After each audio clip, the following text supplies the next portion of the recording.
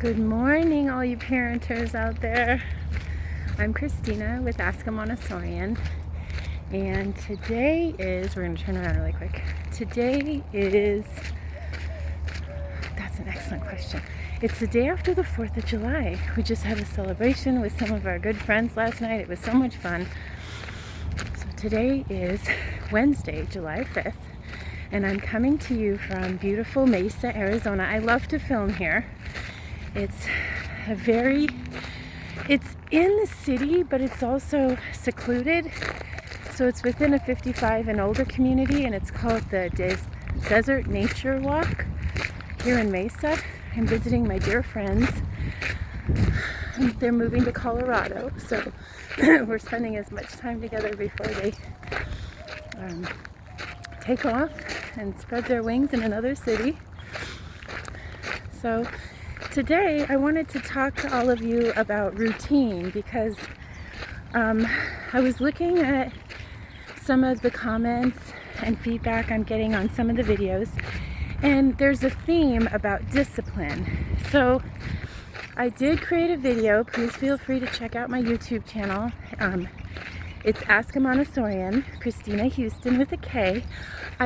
There are numbers after it, and you have to forgive me, I can't remember what the numbers are, but YouTube assigns a 4-digit number after Ask a Montessorian. And anyhow, I will go ahead and provide a link in the description of this video so you guys can look at the other videos. The other video I have gets into a little more detail, but on discipline in general. So in this video, I just want to address one particular topic that has helped me the most when it comes to disciplining both my children and the children in the classroom. And it didn't click entirely until I became a teacher in the classroom. So once I actually started practicing this, then when I started doing it at home, it helped a lot. Now, so full disclosure, those of you who know me, I'm going to be vulnerable with you.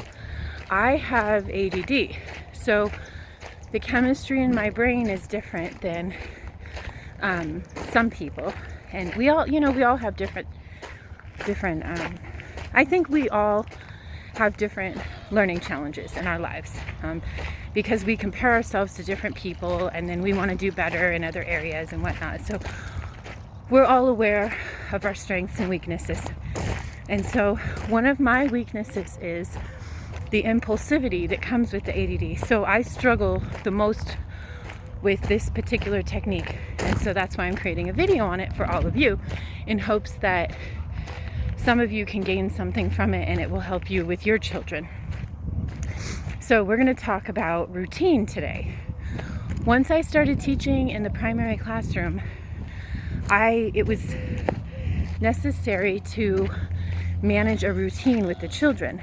Now, this is a very tricky idea, especially for people who have the impulsivity with ADD, because when you have a routine, it's only going to be routine for a short while. So it's organic. It's like this living thing that's constantly changing and evolving with the growth of your children. So it's important to, what's that saying? Hope for the best, but plan for the worst. And I noticed that when I set my intentions for the day and I do my meditation and I get my exercise in and I think about how I like my day to look, which, Tony Robbins and a lot of the really successful people who talk about coaching people in business and coaching people in life, a morning routine is one of the main topics that they'll discuss on how they have a successful career, because you break it down into the little pieces, and those are what makes such a big difference. And that's one of the things that you can focus on. That's one of the little pieces, if you will, is your morning routine. Now hold on just a second, guys. This really beautiful area. So it's just cacti and lots of different plants that thrive here in the desert. And this is, the beginning of July, and it's actually not really, really hot yet. So I'm gonna go ahead and just keep the video turned this way so you guys can check out the desert while I'm speaking as well. So, one of the things that helped me, like I said again, was working as a teacher and creating a routine. You need to keep in mind that it's ever evolving, and the morning part is really important. That's just one of the key factors. We'll get into a couple of others. So if you start off your day, let's say making your bed, for instance. I follow this motivational speaker named Mel Robbins, and she has this cute little video where she talks about how important it is to make your day how important it is to make your day by making your bed. Make your day great by making your bed. So it gives you a feeling of accomplishment right first thing in the morning. I never made my bed. And my daughter, my 19-year-old said to me, I'm just going to get in it again. What's the point? And so I tried to convey that to her, and it didn't click quite yet. However, I only just started routinely making my bed the past few years.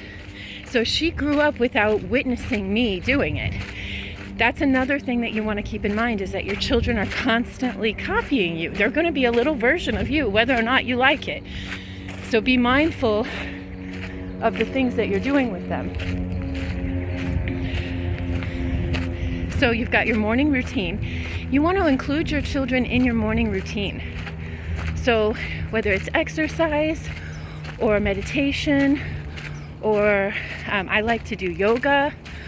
Greg and I do yoga together. Getting outside and grounding yourself in the morning. Oh, look at these little guys. Very cute. I like to get outside every morning if my schedule permits. Sometimes things get hectic and, there's different changes and life gets away from me. However, I do enjoy getting outside. So you'll notice that as you begin to implement a routine, your children will fall in line, if you will, like in the military.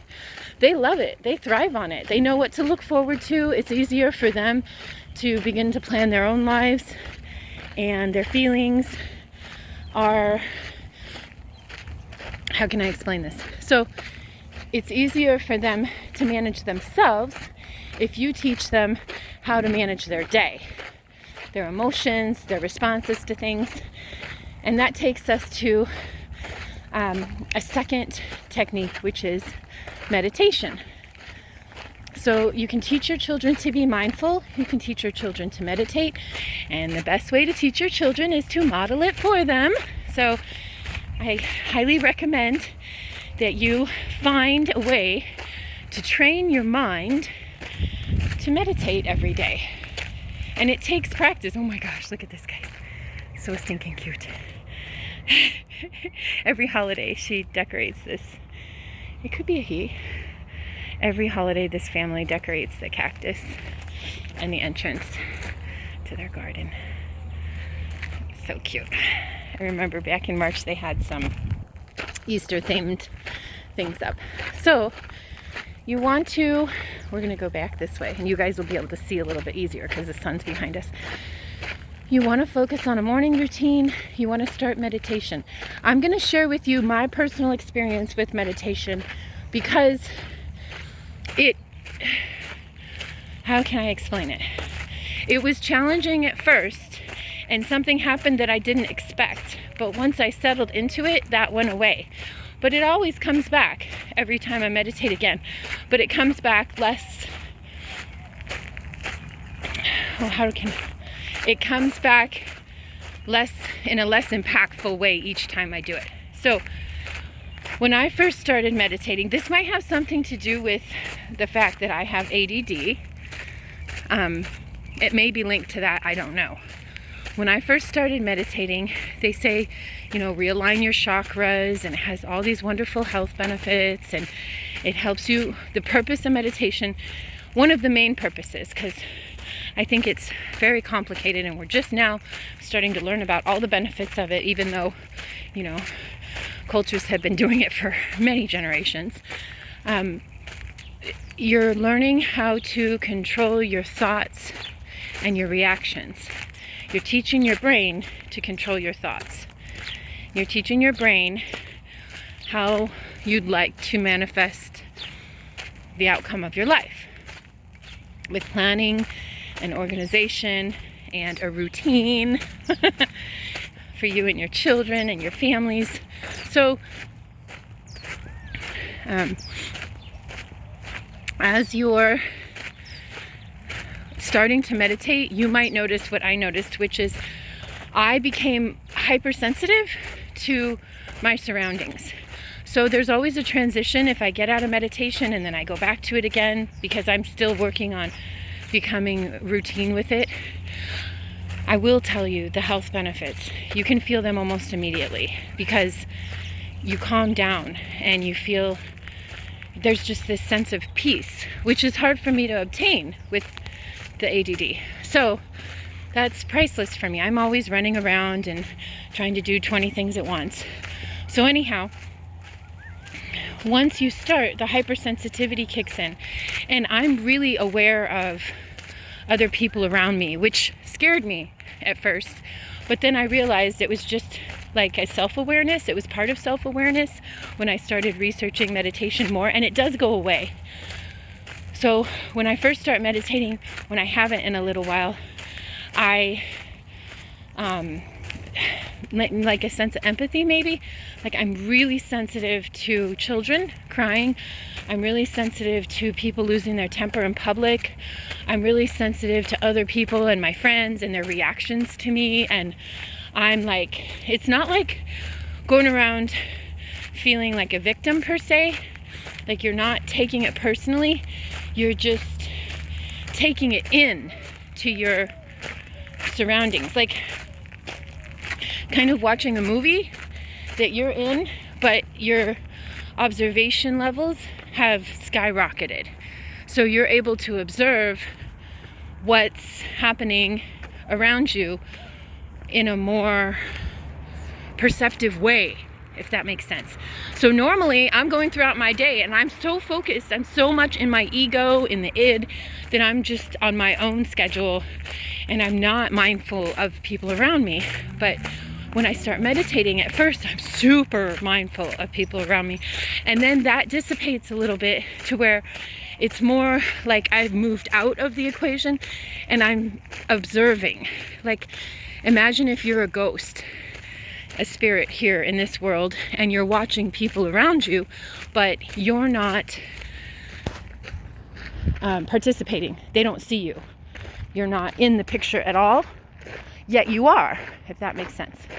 So the personal connection to what's happening kind of starts to go away as you meditate more. So, okay, this is a good way to look at it. Judgment, right? We're constantly comparing ourselves, whether or not we like it. Part of us is comparing ourselves to other people, and then we're criticizing ourselves, our little inner voice criticizing, and we're it can also be used in a positive way. That's why we teach children in the Montessori classroom judgment and critical thinking skills, and they're evaluating their environment. So as you're looking around you, the key is to observe the other people, but to try and keep a positive mindset. So you're looking at it as, wow, I like, for instance, I love swimming, and I used to watch Olympic swimming with my dad. So I thought, wow, I could be an Olympic swimmer. And some of us would say, oh my gosh, I could never get there. Wow. And you fall into this negative critical side where you're being harmful with yourself. You want to stay positive. I'm getting really into meditation, which is not where I intended for this video to go, but hopefully it will help you guys. So in the beginning, you might be hypersensitive, because I was, and then that goes away and you start to be more observant of the world around you. Your self-awareness heightens, and basically the key, one of the biggest benefits that I've had with meditation is stop, listen, and think. So I, of course, I've lost my temper. When it comes to parenting, I'm older now, so it's easier for me to manage different things that come up when I'm parenting and help other people with their children. However, when I was younger, I was much more reactive instead of proactive. So the routine helps you be more proactive, and 99% of the time you don't need to respond right away. Your instincts are going to think, your instincts might be, because of how you were raised, oh my gosh, I got to do something right away. I need to help the child when they may not need help, or I lose my temper because I'm out of control of the situation and I need to yell, or I need to be in control in some way. But what I've learned is that most of the time something bad's not going to happen. Your imagination goes to these bad places. Most of the time the child can do for him or herself, and when you calm down and observe, you'll be surprised at different outcomes that you wouldn't necessarily have if you had planted yourself into the situation. That's what I'm learning, and it's really cool. It's like, your faith in God, your faith in the universe, your faith in your religion, what you choose to follow. When you lean back and practice that faith, you'll notice, like, whether it's in prayer or participating in your community, spending time with your family, you'll notice that when you lean back and have faith, the world kind of creates around you without you having to micromanage it, if you will, because that's where I find myself. I hope you guys are really enjoying this walk. It's so beautiful. Lots of wildlife out here this early in the morning. It's so pretty. So anyhow, what were we talking about? Okay, we got the daily routine, right? You want to have a routine set up with your children. Routine has helped me the most when it comes to discipline. Anticipating their needs, that's part of the routine. You want to anticipate what kind of foods they like, prepare for meals. You want to anticipate, your child better than anyone else. So if you know that, let's say you have 2 children, a boy and a girl, we'll call them Mary and Johnny, just for simplicity's sake. You know that Mary's afraid of roller coasters, but you know that Johnny loves them. So when you and your husband are taking your 2 children to the amusement park, you want to plan ahead by saying, okay, to your husband, and you talk to your husband too. What does he like? Does he like the roller coasters? Does he prefer, more peaceful rides? So you plan ahead in thinking, anticipating the needs of your children. So for instance, you need to accommodate them, and let's say your husband loves roller coasters. So your husband takes Johnny on all the roller coasters at the amusement park, and you guys break up and then meet together later, and you take Mary on the log ride and some things that aren't nearly as scary as, Desert Storm. I'm using castles and coasters as an example. So you anticipate your children's needs. You plan for snacks. You plan for all these things. And this was so challenging for me as a parent. So that's why I'm making this video for you guys, because even today I struggle with keeping up that routine simply because of the fact that as my son develops, grows, begins to change his interests, that routine has to change, right? That's why I say it's living, it's organic. So you anticipate their needs, you want to include them as much as possible in things that you're doing so they can observe you. Like, let's say in the morning, another one of the fun tips that motivational speakers will talk to you about is journaling in the morning.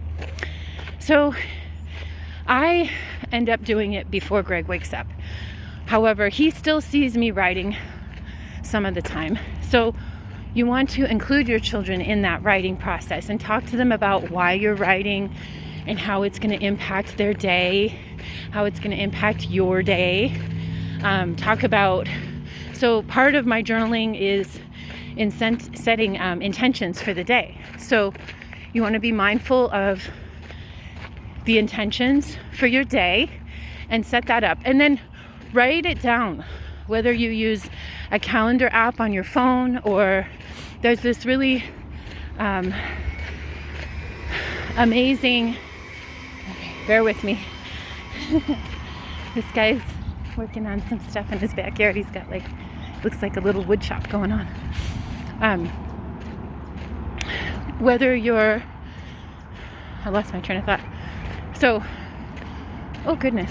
Okay, I'm going to pause the video for just a minute and I'll get back with you guys because we're approaching a busy intersection and this area is really noisy. All right. So we're outside of the Desert Nature Walk and we're in a green belt that runs along the side of my friend's neighborhood. So journaling, setting your intentions for the day, meditation, routine, logging everything. You want to spend some time in the evening logging your children's different things that you've observed with your children. Your children's, how can I put this? Like when you're teaching, as a Montessori teacher, you're doing observations to see what the children have and have not mastered. And I've noticed even observing really successful public school teachers, they're They're mindful of this process with their children in their classrooms. They just have a different way of doing it. So you want to observe your children throughout the day and you want to see what they like and what they don't like and create more of what they like. And that comes into the routine. And we were talking about documenting. So take some time in the evening to take a few notes on, what does and does not work, or take some time when you're, before or after your meditation to think about what did and did not work that day with your children. So Dave Crenshaw has this really cool time management program. I believe it's free. Like you can get his calendars and get information. His website. I follow him on LinkedIn. It's DaveCrenshaw, Dave Crenshaw. I think if you Google time management, it should come up. I'll create a link in the video. That had helped me when I was working in the university setting when it came to managing all the different tasks that I had going on with the faculty and students and the dean's office. So I highly recommend some sort of software or even just a journal where you're writing down your feelings, writing down things that stood out for you for the day, and you want to write down your schedule. So weekly or daily. Sometimes I do weekly and sometimes I do daily. I switch back and forth between the two simply because our schedule, especially during summer, is really chaotic. We're moving right now, so our whole schedule evolves around moving. But anyhow, you want to sketch just a brief outline of what you would like your schedule to look like. And you can do that electronically, or I like to do it by pencil. I'm used to doing it in the classroom. And then eventually in Montessori, you have the children create the schedule. So when your child gets a little bit older, 6, 7, you can talk to them about what they would like the schedule to look like.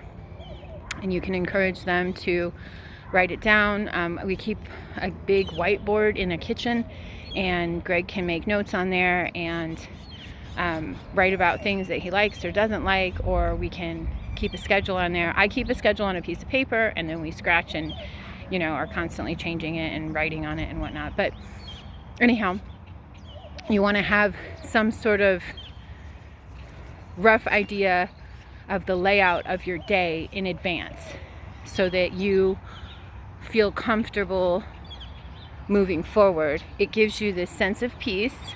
It helps you feel more confident about how you're working with your children. I think I'm getting bit by something, so we're gonna come over here. I'm gonna show you the green belt because it's really okay. So we were talking about this video is getting long. So we were talking about routine. Routine will help immensely when it comes to discipline. Observing your children will help immensely. Creating some sort of mindfulness practice will help. You want to have a strong morning routine that they can look forward to every day, because we as humans thrive when it comes to routine. It makes us feel more peaceful, and it helps us to learn how to manifest, if you will, throughout the day. And you'll notice the connection between manifestation and meditation as well. Oh, here's a shrine. Kyle. Wow.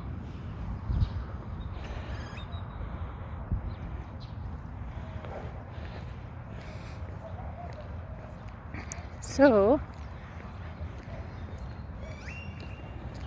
I hope that you guys enjoyed this video, and please feel free to ask me if you have any questions. I'm going to end it with a brief synopsis of what my schedule looked like with the children in the classroom, because it was the most simplistic. Because mine, who am I kidding? My schedule with Greg is constantly changing all the time. We're scratching it out, but then it's, always evolving, and probably a little bit more due to my impulsivity than anything else. But my schedule with the children was, we started the day with circle time, and their parents would drop them off, and they'd enter the classroom. And I always greeted them when they entered the classroom and shook their hand and said good morning to them, so I could have that personal connection with each child every day. And then we would all get together and sit down for a few minutes. And I had a consultant come and evaluate me, and she pointed out that it's important to give the children the option of participating in circle. The children just love it. The children will. So if you're watching this video as a teacher, you're a new teacher, you'll soon realize, as you're normalizing your classroom, that the children worship you. The children see you as a hero, and that's all part of the human characteristics and tendencies. And they will do as you do once they bond with you. So we would go to circle, and the reason that the consultant said make it optional is because, and you think about this throughout your day, right? When you're creating your routine with your children, the routine is optional. If your child says, oh my gosh, I have an upset tummy, I don't want to go on my bike ride this morning, then they stay in bed and relax and not go on the bike ride.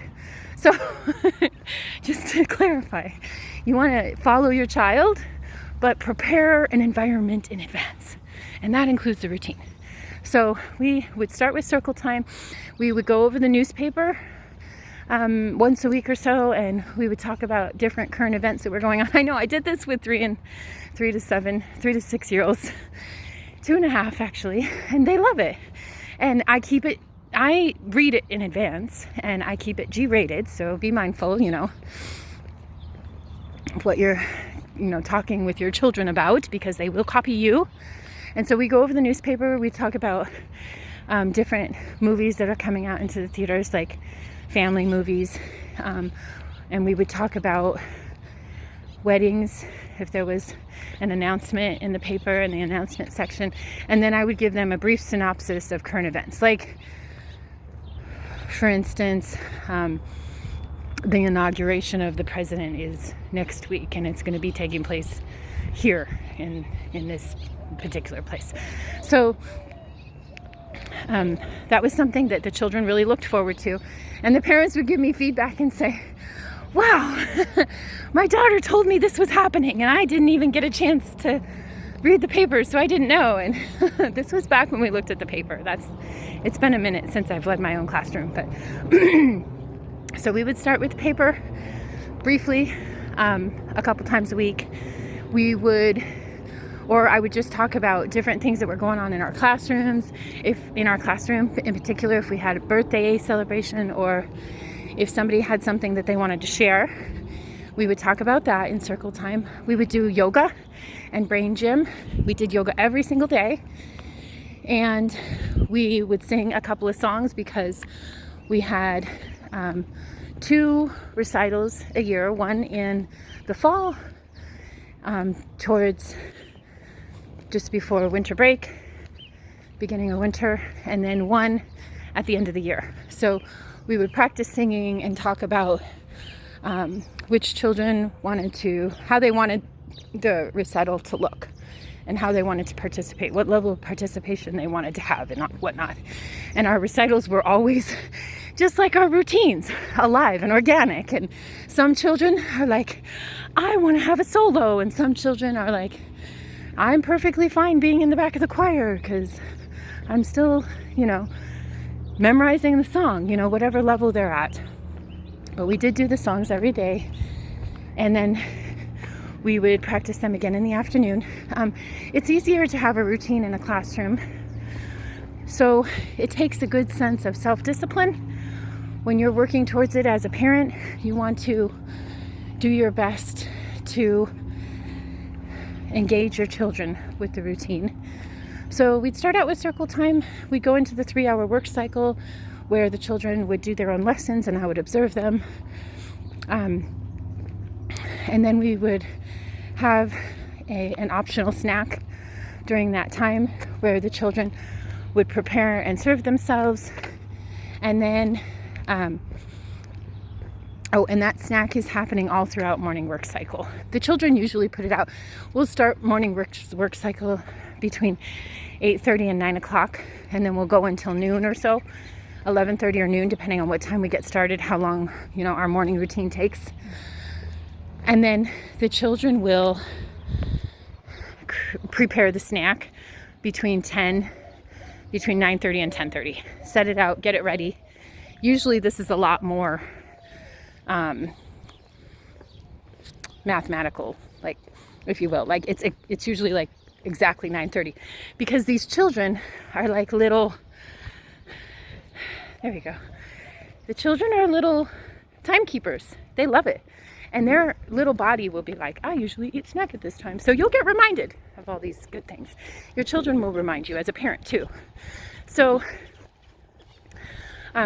snack is happening throughout that time. And then at the end of the work cycle, where I'm giving lessons and observing and whatnot, we will begin to prepare for lunch. Sometimes we have a short announcement time before lunch, but it's really brief if a child needs to say something or whatnot. I had experience in elementary when I was a child too, so I had the joy of bringing a little bit of some of the elementary concepts into primary. So you give the children the freedom to voice themselves as often as possible. And this is a hard line to walk. I know this, and I know you know this. It's a very hard line to walk because part of you wants to have control, discipline, structure, right? Part of you is like, we're going to do this at 9 o'clock, we're going to do this at 10 o'clock, we're going to do this at 11 o'clock. And then when that falls apart, you're like, that's where the meditation comes into play, because you want to go with the flow and let it go. Because your children are always growing. But to have that preemptive schedule really helps, trust me. And so we would have lunch, we would all eat together and talk about our day. It's a good little social hour for the children. They love it. So we gather, you might gather as a family at the table or eat with your children at the table. You always include your children in preparing the food, giving them lessons on everything, and giving them the opportunity to repeat to repeat what it is that you've shown them.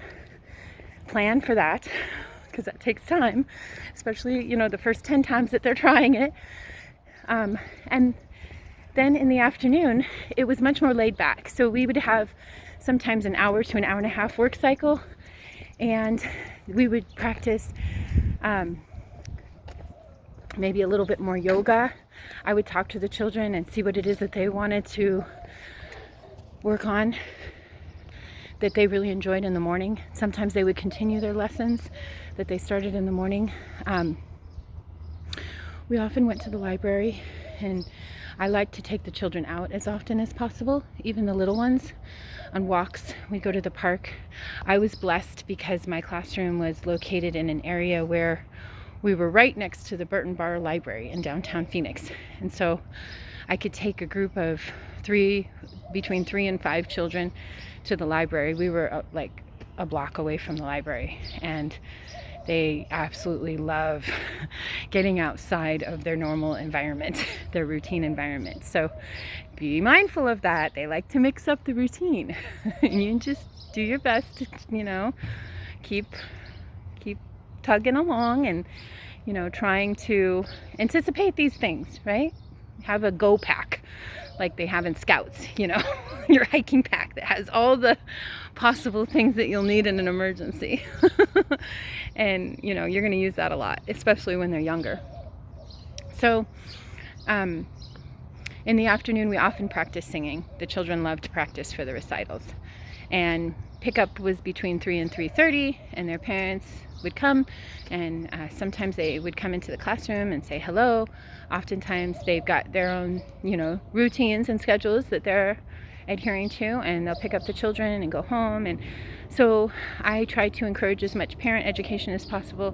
When I was teaching, I was constantly engaging with my parents, and I had at least 4 parent nights, but I tried to talk to them individually as often as possible, where I went over the classroom and I talked about the importance of routine in their children's lives. And that it impacts everything. That's why I say discipline. One of the main challenges that I had in the classroom teaching was that the child's fundamental needs were not met when they came into the classroom to work with their friends and were coming to school to learn, right? Because their fundamental needs were not met, I couldn't expect them to participate like they would on a day where their needs were met. They might be tired, they might be hungry, something could have just happened. They might be slightly traumatized. You have no idea what's going on in their little lives till you have a conversation. Always want to, incorporate mom and dad. So if your child woke up with a nightmare, your routine is going to change, right? So be mindful of that. Morning routine. You want to have a good morning routine where you're, practicing maybe some exercise, going outside and grounding yourself, journaling, talking to your children about journaling, setting some intentions for the day. I highly recommend a mindfulness practice when it comes to the discipline and guiding your children in a way to help them so that they feel strong inside themselves to bring their best selves forward. Writing it down, documenting this routine in some fashion. This has been a really long video. I hope you guys are all enjoying your day. I hope you all had a wonderful 4th. Please feel free to ask a Montessorian. Thank you so much for joining me here. And yeah, I hope you found this video helpful. I remember to, I'm making a mental note. I'm going to include the Dave Crenshaw time management link in this video, along with my YouTube channel link, so that you guys can see some of the other videos I've created on discipline. Once again, feel free to ask me if you have any questions. And as Greg likes to tell me, because I always forget to say it, please, if you enjoyed this video, click like and subscribe so that you'll be made aware when we create new ones. That's it. I hope you guys all enjoy, and thank you.